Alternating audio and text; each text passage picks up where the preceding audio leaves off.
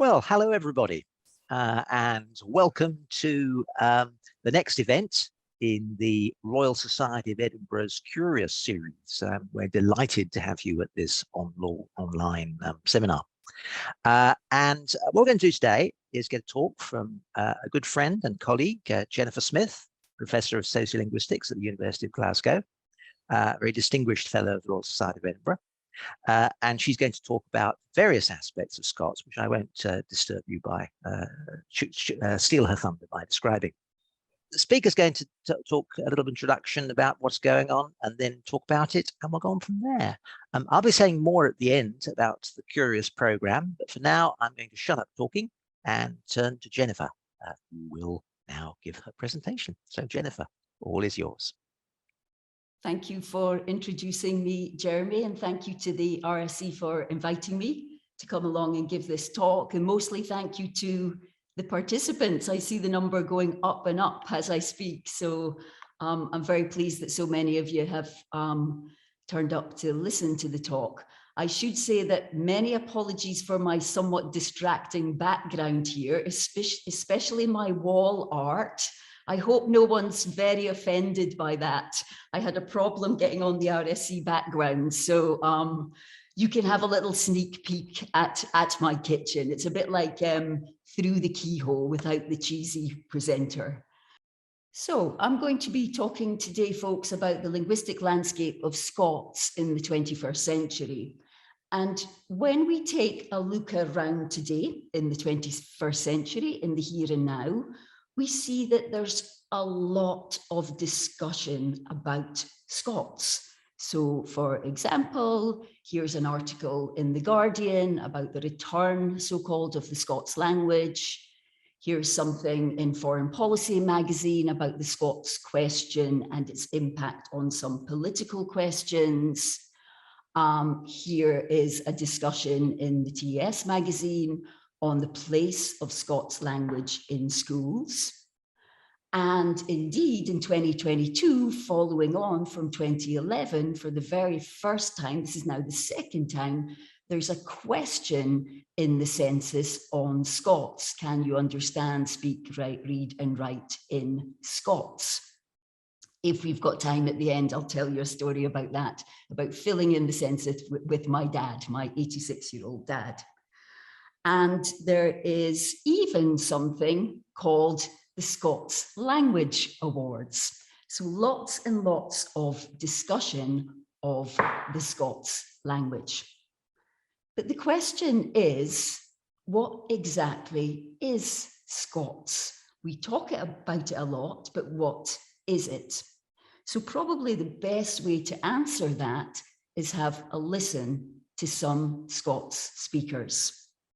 So we'll take a listen, first of all, to Lisa talking about being in a township in South Africa. I was just doing the kind of, as foster families come to pick folk up and that. And then there seemed to be nobody to pick me up. I was kind of being, the gathering was kind of getting tiny one, and I was just kind of slowly but surely getting left on my own. And I was thinking, oh no. And so, but eventually this wife came and picked me and this other guy up. And it wasn't her that we were staying with, but she was going to drive us to this place we were staying. And I hadn't even tried up a bit on you. Like, really, I was just totally unprepared. I had this huge suitcase. It was already in. So that is, I'm going to leave you with a cliffhanger there, not get the end of the story. That is one speaker of Scots, and we'll move on. And here is another speaker of Scots, John, talking about driving. 3 years ago, he says to me, "Do you drive?" I says, "Aye." He says, "Well, I think you should be thinking about getting up with driving." That was then. But see, but didn't he? I think he would have rut to DVLA. You know what I mean? And tell them, so I would have had to get up. You know, they would have. He didn't. He didn't. He just says he would advise me. Well, when he said that, I drew for another 2 months. Wasn't even that. And then I get up the car. Because you weren't confident. I get. That's John talking about driving, also a speaker of Scots. And then we'll hear one more. Someone you may recognise. Case, because Don is somebody who I've always admired, as an actor, and then as a man. I met him socially here and there over the years, and I guess after his performance in Hotel Rwanda, and I met him, and I'd spent some time in Africa with UNICEF. So I don't know if you recognise that speaker, but even though you might not recognise that speaker, there are still things in his speech that tells you he's from Scotland, right? And that is, in fact, Ewan McGregor, in case you didn't know who that was. So we've listened to 3 speakers using very, very different forms of Scots. They may all come under the umbrella Scots, but they all sound quite radically different from each other. And why is that the case? Well, what we have here in describing Scots is what is known as the Scots linguistic continuum. And at one end of that continuum, you have what we call Scottish Standard English, or confusingly, Standard Scottish English. You get them coming in 2 different ways. At the other end of the continuum, we have something that we call Broad Scots. So if we think about Ewan, we would likely put him at the Scottish Standard English side of this broad linguistic continuum. So what do we mean when we say Scottish Standard English? Well, in terms of the speakers, they're described as the characteristic speech of the professional class and the accepted norms in schools. And if we think about the actual linguistics of what that looks like, it's generally described as English lexis, English grammatical and syntactic structures, but with Scots phonology. So with Ewan, he's using his R's, he says face, not face, etc. There's little phonological things going on. This statement isn't quite right. We can get into that in the question time if we have time, but we'll leave it at that at the moment. So that is Scottish Standard English, and that is speakers like Ewan McGregor. At the other end, we would probably put Lisa and John at the Broad Scots end. And in terms of the profile of the speakers using Broad Scots, they're described as localized vernaculars spoken by the working class. And linguistically, it's Scots lexis, Scottish grammatical and syntactic features, and Scottish pronunciation. So it differs from, if we compare it to, for example, Standard English, it differs across all these levels of language, the words, the sounds, and the syntactic structures. And you can see that if we look at a transcript of Lisa, for example, there's hundreds of things in Lisa's words that she uses when she's talking about the township. So she says oot and a boot instead of out and about. She says geed at the bottom there instead for the past tense went. So there's some grammatical forms that differ. She uses peerie. That might be a giveaway of where Lisa is from. She's from Shetland. Peerie instead of little, and she's got this nice grammatical form. Probably the rooms put together was peerier as this room, a particular comparative there. She uses yawn instead of that. A whole load of things going on at the lexical, the phonological, and the grammatical level. And that's what you tend to get at that Broad Scots end of the continuum. But if you think about the continuum, so we've got, sorry, it's my huge ring that keeps banging on the table, and I should stop waving my hands around madly to stop that happening. So we've got this 2-dimension in the continuum, but we also have something else going on at the Broad Scots end, which is a geographical continuum.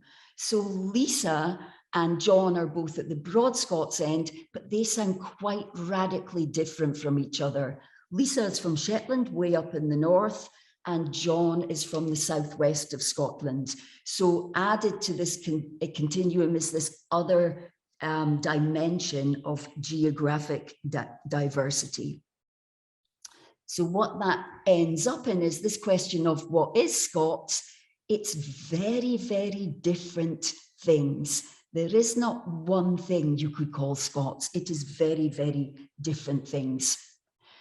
And we wanted to look at that geographic diversity and both the similarities and the differences across different varieties of Scots in geographic space in the Scots Syntax Atlas.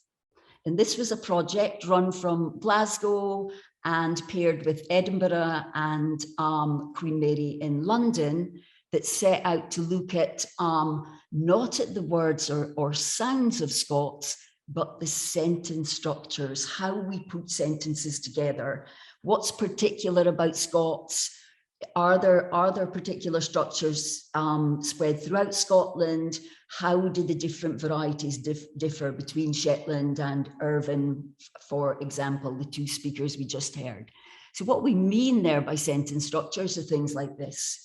I like the trainers. I don't know if anybody in the audience uses that one instead of I like those trainers. Gonna you buy me it? Are you going to buy me it? I tell't you rather than I told you, a regularized past tense form. And I'm a Muppet, so I am. So you get all of these different, both the order of the words and the shapes of the words can differ across Scotland as well. So the Scots Syntax Atlas team, Scotia for short, set out to find out about these dialect differences across syntactic structure. And if we go and have a look at some of the things that we found in the atlas. There we are. So here is the Scots Syntax Atlas. And there's a big button there to explore the atlas. So I'll do as I'm told and I'll explore the atlas. So if we go through, I'm very, very slow here. I'm not quite sure why. And here, if you go on to the atlas, you can find all the dots represent all the places we went to in Scotland. We went to around 150 communities in Scotland. And note that the dots are really concentrated in some places, and that was to do with the population of Scotland. So we went to all of these places and we recorded 2 younger speakers and 2 older speakers in all of these places. So you can hear all of these different community voices in the corpus here. If you click on, for example, let's go to Fraserburgh here, you can hear, here's an older speaker. There was a lad on, this was again, he was on a chase, a young loon, and he had gained some kind of exams for. So you can hear all of those community voices. But what we also wanted to do, as I explained earlier, was look at the syntactic structures, the sentence structures that people were using. So we asked these participants in the study a series of questions about what they would and wouldn't say. So if you say something, if you see something like I saw they trainers, for me, I wouldn't use that. I would actually use I saw that trainers. We know subconsciously what is right and what is wrong in our language, what we can say and what we can't say. So we wanted to tap into that with the speakers. So if we have a look here, there's a bunch of examples here of the forms that are attested to occur throughout Scotland, and we wanted to check exactly where. So if we look at something like a classic Scots form, his van needs washed. Instead of his van needs to be washed or his van needs washing, as it would be in standard English, you get this form in Scots, his van needs washed. And if we look at that one there, and the darker the dots, the more likely you are to see that. And we see that throughout Scotland, people would generally use that form. The van needs washed, my hair needs washed, etc. If we have a look at another one, let's take a look at gonna you leave us alone. We see a very different picture there. So you can see a concentration of darker dots down in this west central belt, some creeping up to more the east over to Edinburgh and up to Dundee, but nothing in the more northern regions. They are not using that form there. So that's a differentiation in syntactic structure. And there's something else that we can tell about the Scots in the present day from this, and that is something to do with language change. As I said, we had younger speakers and older speakers, and if we compare their use, as sociolinguists, what we do is compare their use in the here and now to see if they're the same or different, and that gives us a window into some of the things that may be changing. So if we take a look at this one here, use, and use is plural you. So you have one you and two or many more yous. Now, this is a form that you find in many, many languages throughout the world, French being one, tu and vous, where you differentiate between the singular and the plural. In standard English, there's a wee bit of a gap there because we have the same form for both the singular and the plural. That wasn't always the case. Back in the history, we had two different forms, but we lost those two different forms through time. And now we have the same form for both singular and plural. It's a little bit of a gap in the system there. So what's happened in Scotland and some other places, you also find it in Ireland and a few places in North America, is that that gap has been plugged. So it's you for singular and use for plural. So we want to look at how widespread that is across Scotland. So let's have a look at use. So we see here, not as many dark dots as we had with needs washed, for example, but a fair few dark dots. But the really interesting thing comes when we compare younger speakers to older speakers. And we're able to do that here in the filter. So if we look at just the older speakers, we see that there are fewer darker dots. Older speakers are not so many older speakers are using use. And when they are, they're concentrated here in the central belt. But when we look just at the younger speakers, we see many, many more darker dots. And what that means is that this is a form that's spreading through Scotland. Now, this is really interesting because we tend to think that when you look at the media, when you listen to discussions, there's always discussions about Scots as being lost. It's becoming like English. But here what we're seeing is the spread of a homegrown form, which actually makes Scots more distinct from English. Another example of that is the Goni example. It also seems to be spreading throughout Scotland. So this idea that we all end up sounding the same simply isn't true. We have these homegrown things going on in the process of change. So my propensity to say any questions is huge, but we're not going to do that here. I'm going to carry on. How am I doing for time? Okay, great. So folks, up until now, I have been talking about spoken Scots, and that's my bag. That is what I work on. But what's happening on the writing side of Scots? Well, if we get in our TARDIS and go way back to around, say, 14th, 15th century, Scots, written Scots, was used everywhere. It was used in Parliament. It would be used in very formal documents. And then some political, and apologies to the proper historical linguists here for this very, very brief Burlet guide to the history of Scots. So you had Scots, that was the standard form for Scots. It was used in all spheres of life. And then you have a number of political political things. I can't think of a better word. Political, I was going to say incidents, but that makes it seem bad. Some political things happened and that changed. And those were the Union of the Crowns, 1606, and then in 1707, the Union of the Parliaments. And then what happened then was that Scots began to be pushed to the peripheries, and English came in as the written norm, very much pushed to the peripheries in writing. As we've just seen from what we've listened to there, Scots and speech is alive and well. Okay, you can hear it throughout Scotland in all of its various forms. But you get it through those political happenings. I will find a proper word for that in the end. Incidents, happening, things, none of those are very good.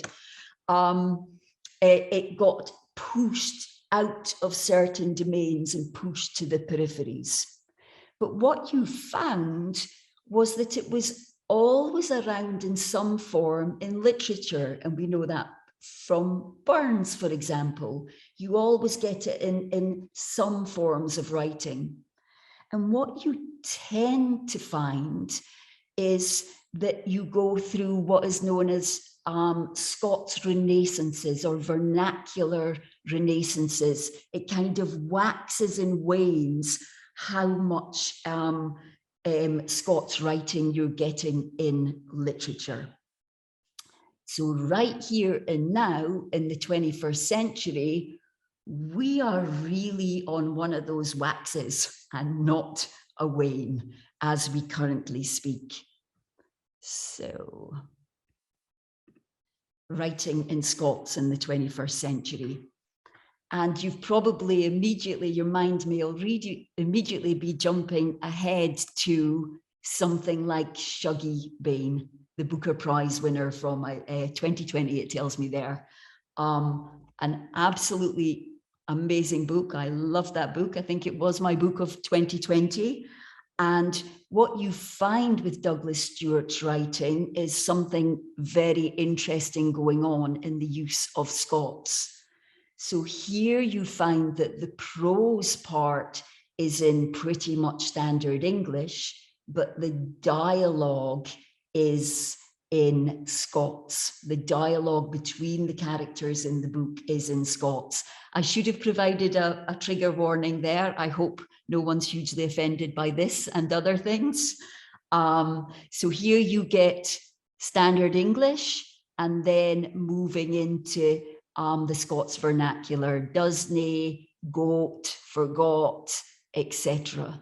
So you get this juxtaposition between the two going on. But still, Douglas Stewart uses a whole lot more Scots than you would see in something like Sunset Song, for example, where you get this little spattering of Scots going on. And then if we move to another writer of Scots, there are many, Graham Armstrong being another one, Chris McQueer.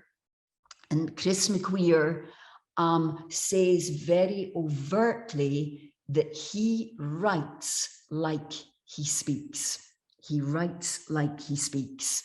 So if we take a look at, if you think of Shuggie Bain and the prose and dialogue juxtaposition, and if we have a look at Chris McQueer, what you find in Chris McQueer's writing is an immense density of Scots going on. And that's both in the prose part and in the dialogue part as well. Very, very densely Scots. So that seems to be where we're at the moment in the writing of Scots. So even things like representation of I is he's got mayor for more. He says we're hunkered down in the caravan the new, just now, etc. So he's got the lexical, the phonological, and the grammatical structures running through his speech, his writing, sorry. And it is very much like speech. And actually, when you start reading this, it takes a little time to get your head round it, but then you very quickly do, because what he does is actually very systematic. And we can't process things if they aren't systematic, but he's doing them in a very, very systematic way. It's a bit like when you start reading A Clockwork Orange, and you're like, what on earth? And within chapter 2, you've really got into the language of it. And it is the same here. So this seems to be where we're at in the writing of Scots at the moment. And of course, there's something else going on with the writing of Scots. And that is from the ground up level in social media. So used to be that the prevalence of Scots was in speaking, but now it's moving into other forms in social media because people and anybody is writing online, and they're writing quickly. And what they're tending to do there is write like they speak. So if we have a look at something like Scottish Twitter, you can see a profusion of Scots forms arising on these social media platforms, an absolute profusion. And it really is a linguistic Disney world for those working on Scots, for all the things that you can find in there. So another trigger warning for this one, look away, folks, if you're offended by effing and blinding. Here is a tweet, and I find this one particularly interesting, Paul Glancy, because he says, wanting a 2-litre Capri Sun, I am wanting. And that's a typical Scots forms where you've got what we call stative verbs, want, like, love, think. You normally can't have those with ing in the progressive form with ing added onto them unless you're a speaker of Scots. So I'm liking that. I'm thinking you're right. Are you needing a cup of tea? It's a very, very prolific Scots grammatical sentence structure form, and he has it in here. He also has oot for out, and he's got the now famous lit for like in there. So the picking apart of what's going on and what people are representing now, what you would have only seen in speech, how is that now being presented on these online platforms is really very, very interesting, and has really breathed new life into what we think of as Scots. So we've talked there, folks, about mostly from a bottom up what's going on in Scots. But we also know here in the 21st century that there have been a number of moves from the top down in terms of what is happening with Scots. So there's a number of grassroots activist groups such as Urwijs, Our Voice, Urwijs. The Scots Language Centre is an absolutely brilliant resource for all things Scots, so many things in there. And we also have at governmental level, the Scots Language Policy that came out in 2015. And that Scots Language Policy aims to promote and support Scots and encourage its respect and recognition in order that what for many is the language of the home can be used in other areas of Scottish life. So I talked about this thing about the due to those historical happenings, the shrinking of the domains in which Scots was used, and the Scots Language Policy and other activist groups are now aiming to increase those and push Scots back out into other areas. And not surprisingly, quite a lot of the policy, once you get down to the nitty-gritty of the policy, quite a lot of the policy focuses on education, okay, at the school level. So at the school level, they say that they want to promote a coherent approach to the planning, learning, teaching and assessment of Scots. within the curriculum for excellence, and to provide access to relevant resources which encourage the use and study of Scots within the framework of related national policy. So these are two of the aims of that particular policy. So now you have in the curriculum for excellence some provision for Scots. And there's actually, going back to the Scots Language Centre, there's a bunch of great resources on there for the study of Scots that can be used in schools. And they are just one amongst many, many resources that are available for the study of Scots. And it's with this on mind, bringing more Scots into the classroom, that we are working on the next project on Scots, which is called Speak for Yourself. And it is an online resource for the study of Scots. And what it aims to do is, I don't know if you can hear my computer massively heating up now. It's sounding almost like a washing machine or something. I hope you can't hear it.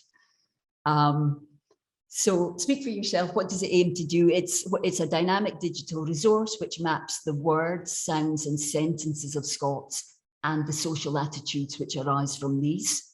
It also has a series of follow-on activities. These are really geared towards school kids, but anyone can have it, can give it a go.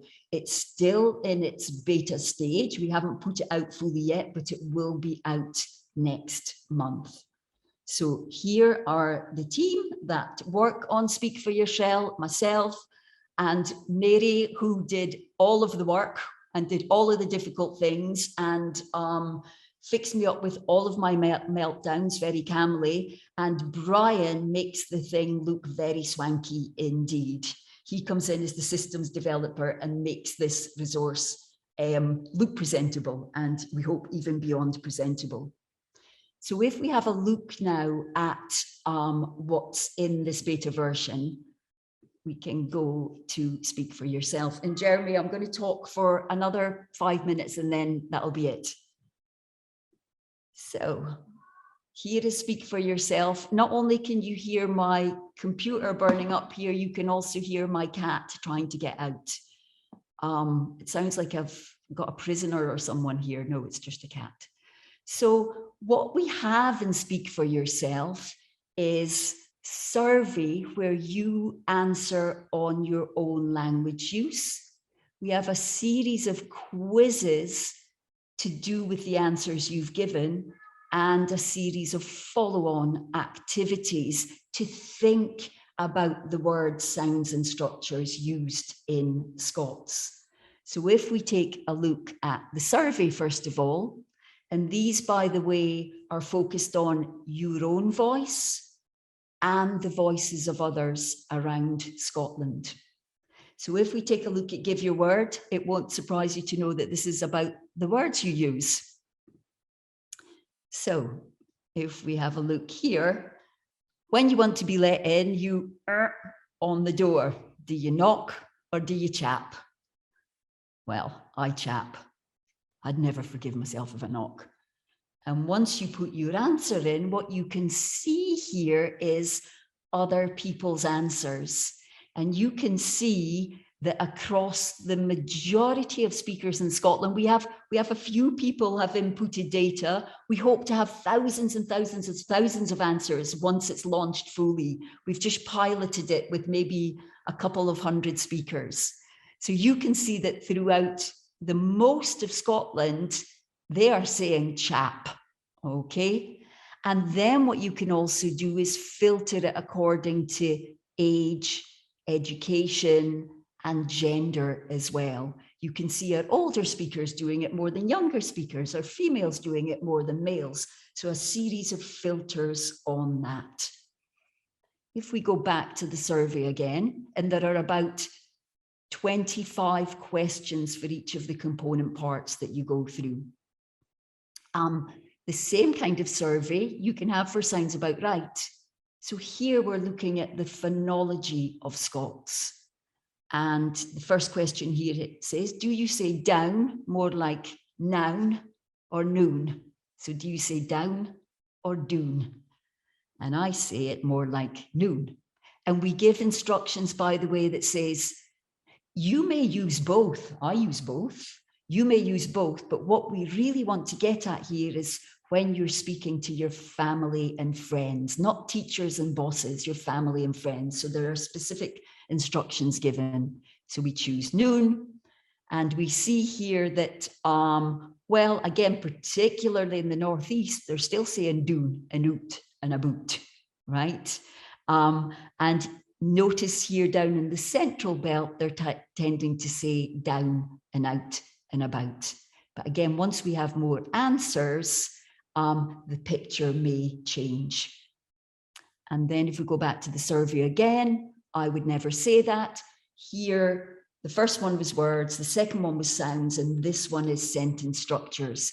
And this looks very much like what I showed you on the Scots Syntax Atlas. So your friend is going to the cinema. She says, are you wanting to come with me? Ah, yeah, I'd say that. Or I've never even heard this. That sounds weird. I'd say this myself. And you find that throughout Scotland, they're saying, yes, I would say that. That sounds fine. So we also have there Voices of Scotland, not what you do yourself, but what other people do. So here we have different recordings, and we ask people to identify where they're from, because what we are not very good at is tuning into different varieties. We're just not very good at it. So if we play this one here. Have you seen the TikToks with the illusions? They're brilliant. I just watched the glassing. The guy's got this glass full of water in his hands. He then puts it down, tacks it into the big knives and slices right through it. It's a cake. I sometimes get so fed up with TikTok. Really does my head in, eh? But I'm not joking, I want to see more and more of this guy. And then what you're asked to do is slide on the map to where you think the speaker is from. I'm completely cheating here because I've heard him already.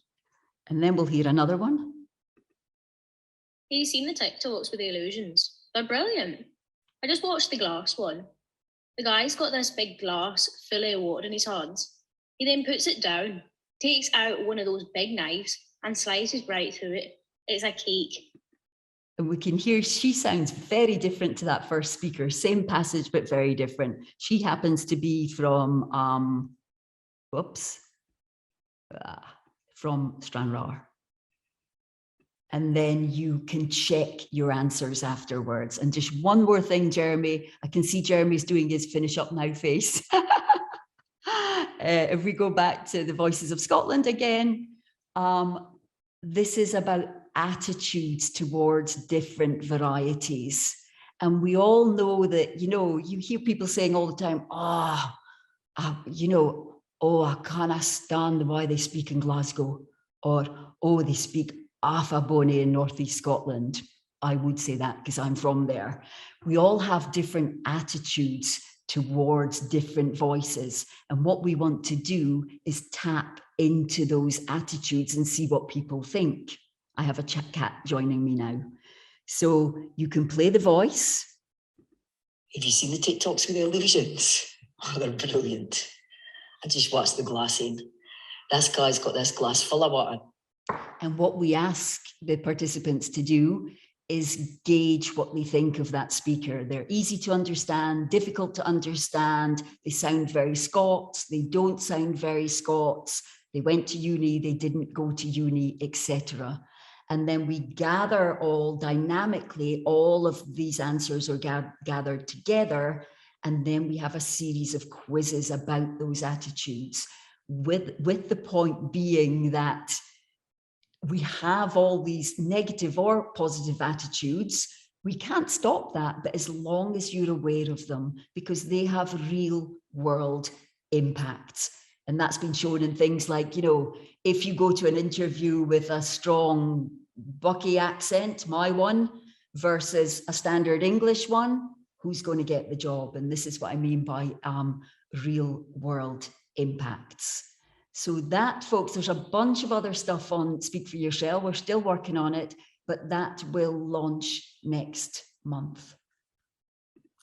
So, and I think that was all I wanted to say. We've talked about the voices of Scotland, we've talked about the writing in Scotland, and we've also talked about how Scots might be studied in the classrooms. So I've lost my cursor here, here it is.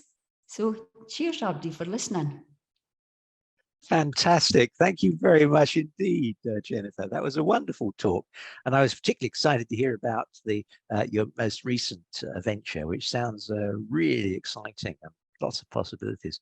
Well, I got bags of questions, but I noticed that the quick Q&As are coming thick and fast. So rather than me witter on, let's have a look at some of them, shall we?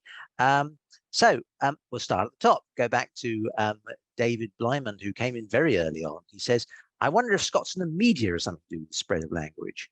And I wonder if you have got any comments on that.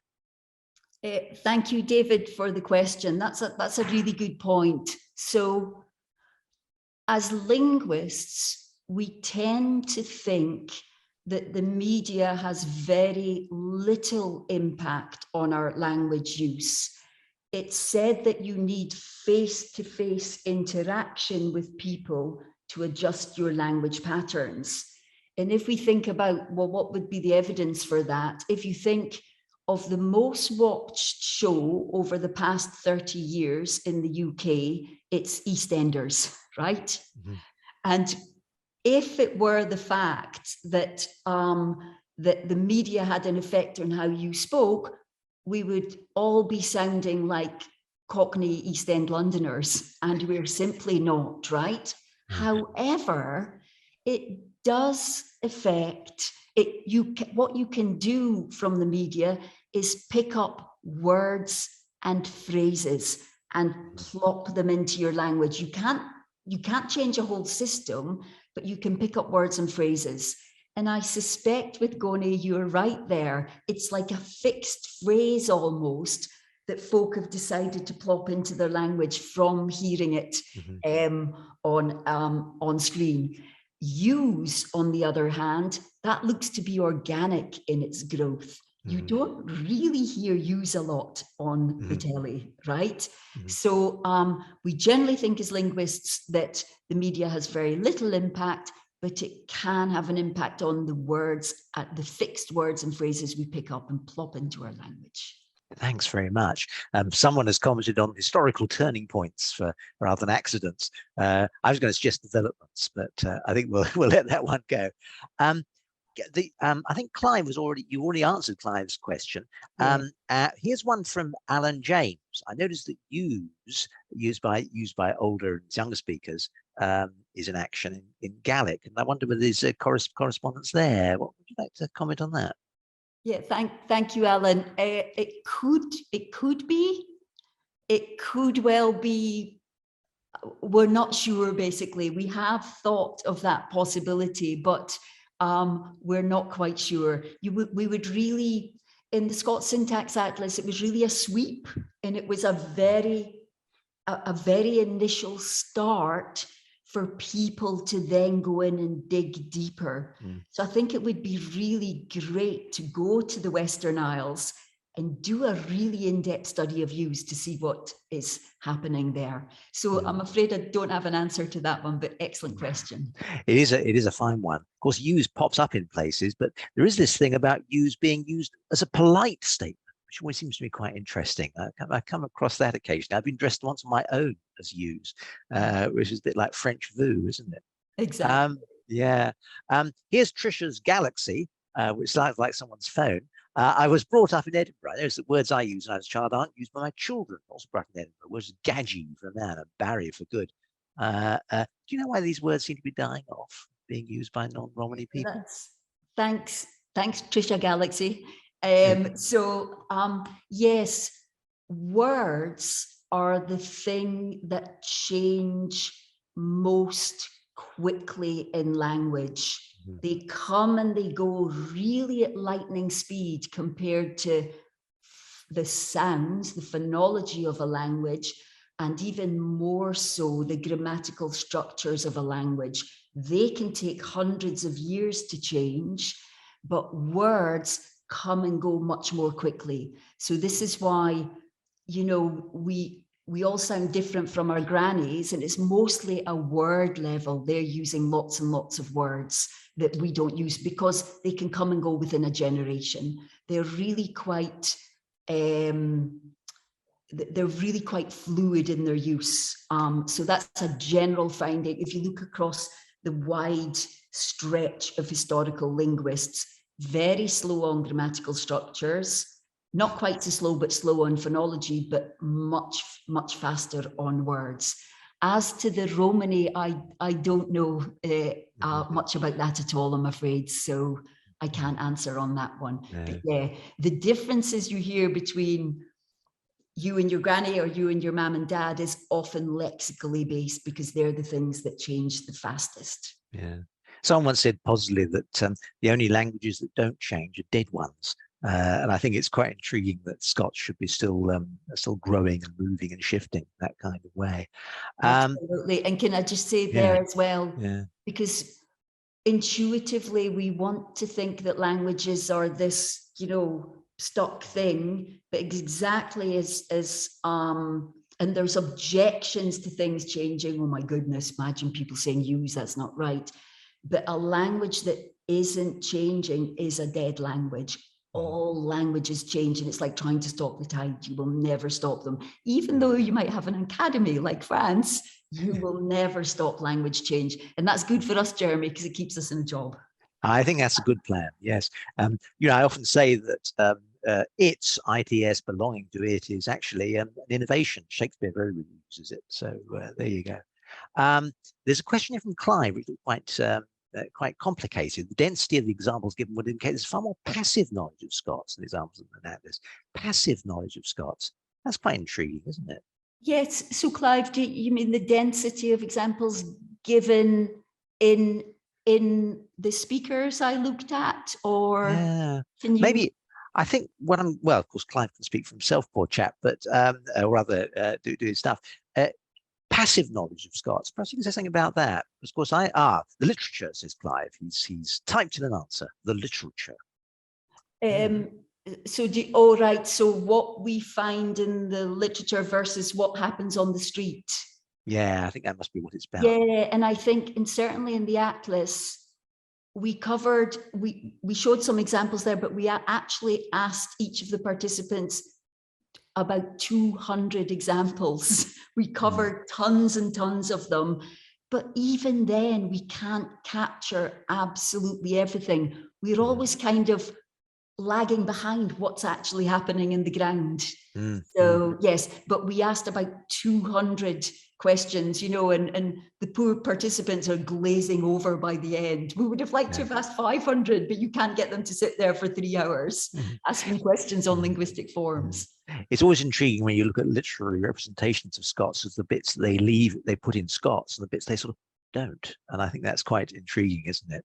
That's right. And also, Jeremy, what you're seeing in those organic things like Twitter is that people know so much about their own language, but they don't know that they know it.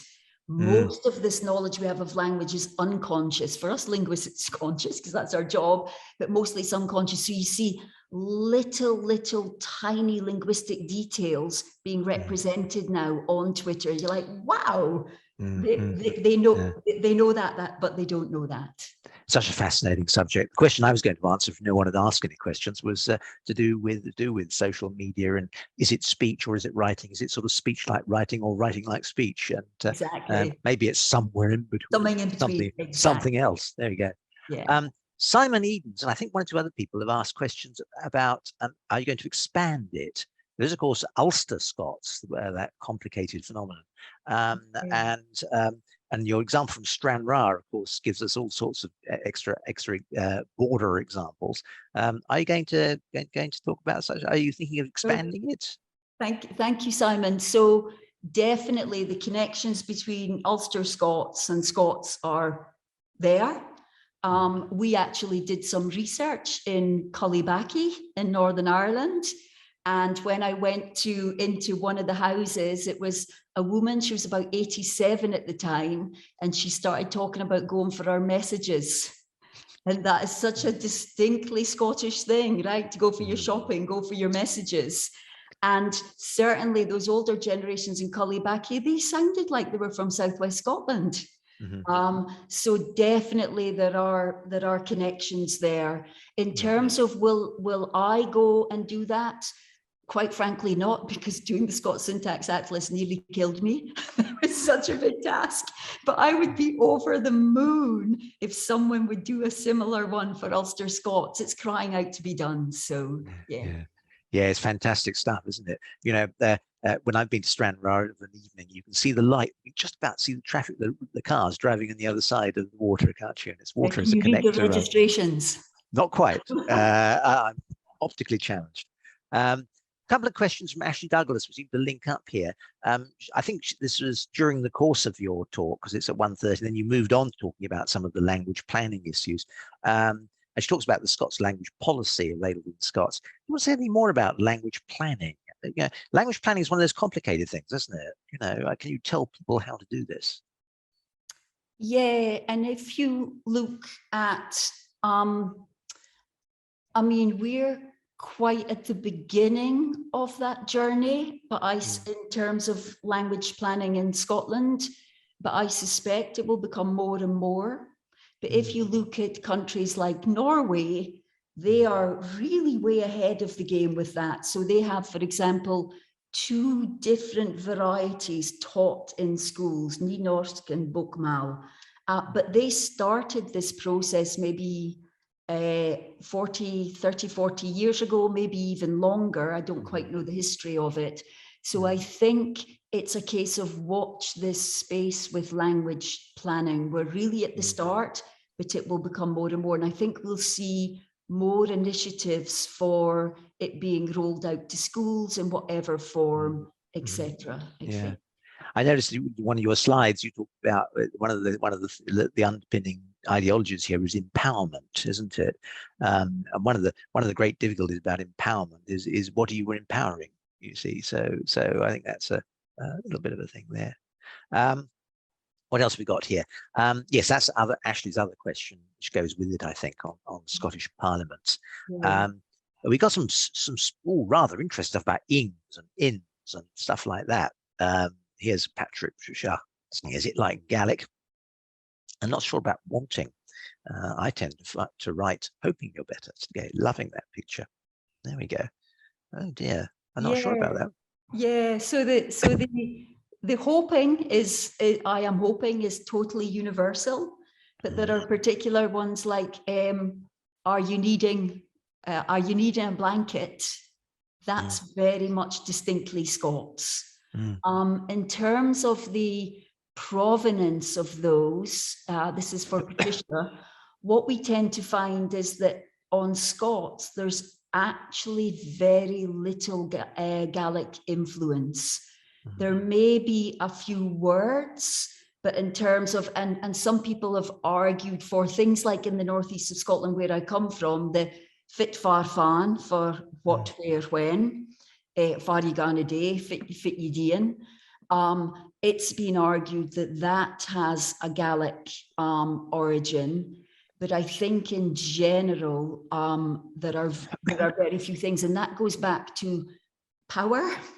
So when English, or the version of English that became Scots, started moving into Scotland, those speakers had the money and power. So what you tend to find is the people with the money and power dominate linguistically as well, and it's those linguistic forms that win out. Yeah. Such an interesting subject, and some of it goes back a long way. I'm just reminded that we've got about 5 minutes. I'm going to sort of zip through some of the questions. They're coming thick and fast here. There's another question here from Tim Miles with a thread from Iona 5 about standardizing Scots. Iona says, interesting. My main fear about standardization is one dialect becomes a dominant dialect. You wouldn't want to lose Glaswegian, but neither Doric or Acadian or Shetland either. And I think that's probably going to be an ongoing question, isn't it? I think that's exactly right. The issue of standardization is really a hot topic, and there are no easy answers on it. Because exactly as I think, I'm missing where that went. Was it Tim? And yes, that's right. Tim and Iona, yeah. So how do you make, if you decide to standardize, and so in a way, functionally, if you want it to be brought in as the standard national language, you have to standardize it. Otherwise, for example, in schools, you'd have to have like 23 different versions of textbooks, for example, right? But then on the other hand, what do you choose? Which one is chosen? So a clear one would be the one that's spoken by the most people, and that would be Glasgow and surrounding areas. In Greater Glasgow, that's spoken by the most people in Scotland. Yeah. Do you think people would accept that? Yeah. Probably I know, it's tricky, not. isn't it? It's very tricky. Yeah. There was a question from, which has now disappeared, from Ashley. She was cross with me, I think, for not reading out her question, which to do with all your examples are low register or colloquial. But I fear I must forget that one, Ashley, and we'll have to let that one go.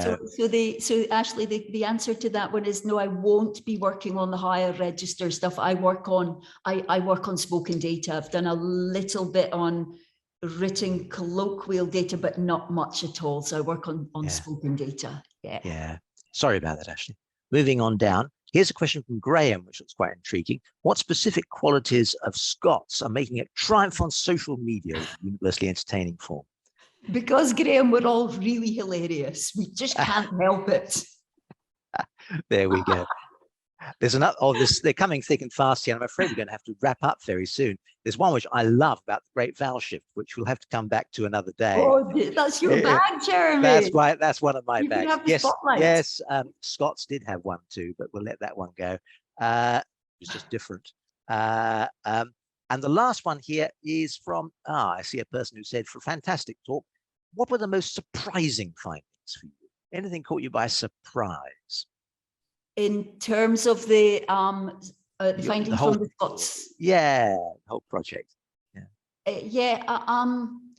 I suppose the vitality, just go on to the Scots Syntax Atlas and listen to all the different voices. Yeah. So radically different. And in this small country of 6 million people and quite a small landmass, you get this utter diversity of forms. And like I said earlier, it's great because it keeps us in a job besides anything else, Jeremy.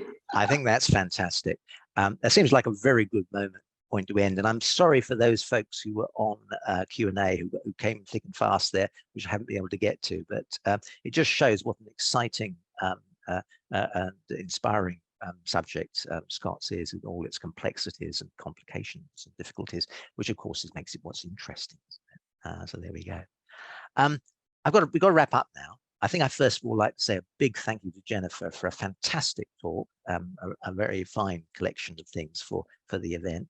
Thank you, Jeremy, and thank you so much to everyone that came. I really appreciate it, and the great questions. Yeah, absolutely. Fantastic question.